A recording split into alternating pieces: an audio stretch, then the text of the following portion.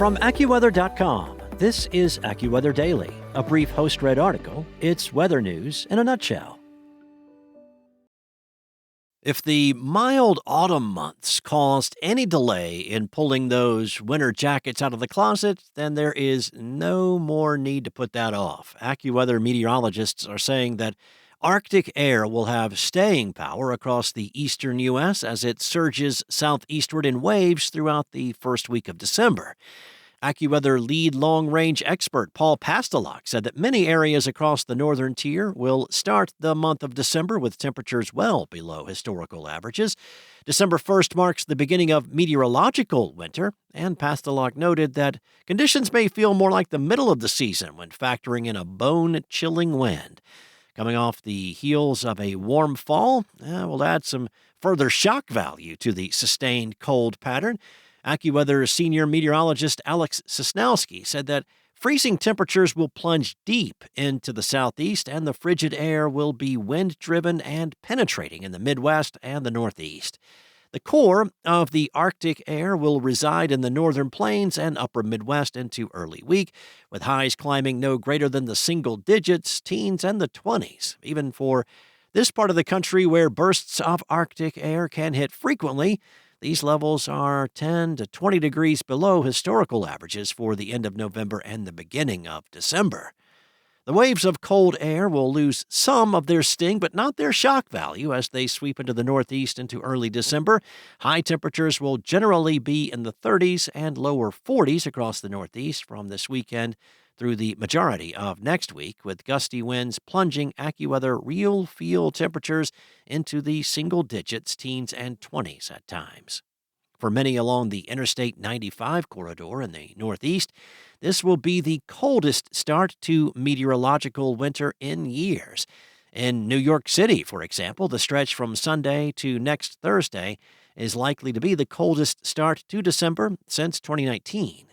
The cold, blustery weather will be rocket fuel for setting off the season's first significant lake effect snow event downwind of the Great Lakes. The lasting chill will pave the way for an Alberta clipper to bring quick-hitting bouts of snow to the upper Midwest and Northeast next week. These storms will briefly disrupt the lake effect snow machine and bring more widespread accumulations of a coating to a few inches. Farther south, agricultural interests in Florida will need to pay close attention to the forecast in the coming days as freezing air will plunge to the Gulf Coast on multiple occasions in the next week. Pastelok said that freezing temperatures can reach northern Florida, especially between December 2nd and the 5th. Temperatures should stay above freezing in central Florida near the citrus and vegetable growing areas, but people should be prepared for this early surge of cold.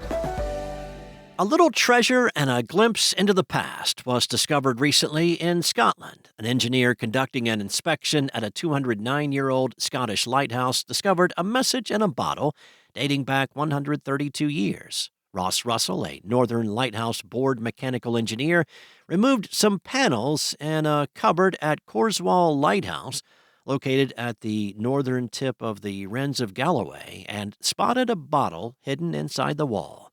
Russell and his team used some rope and a broom handle to fish the bottle out of its hiding place and open it up with the current lighthouse keeper, Barry Miller.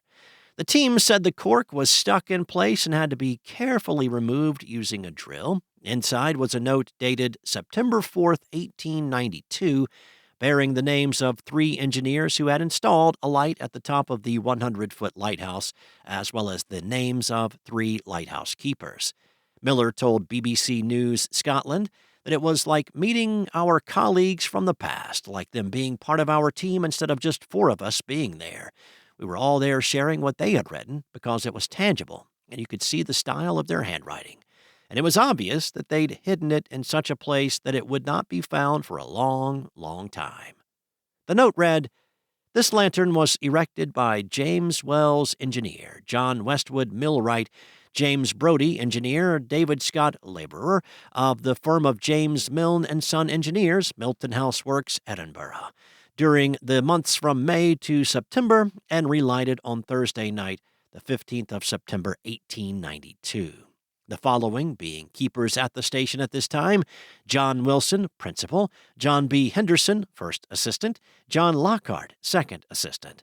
The lens and machine being supplied by James Stubb & Co. Engineers, Greenside, Edinburgh, and erected by William Burness, John Harrower, James Dodds, engineers with the above firm. Russell said he and his team would put the bottle back into its hiding place along with a message of their own. He said it was just a strange coincidence to find the note while working on the equipment described on the note. That's all for now. You can find more stories and regional forecasts at AccuWeather.com, and for your local forecast at your fingertips, download the AccuWeather app.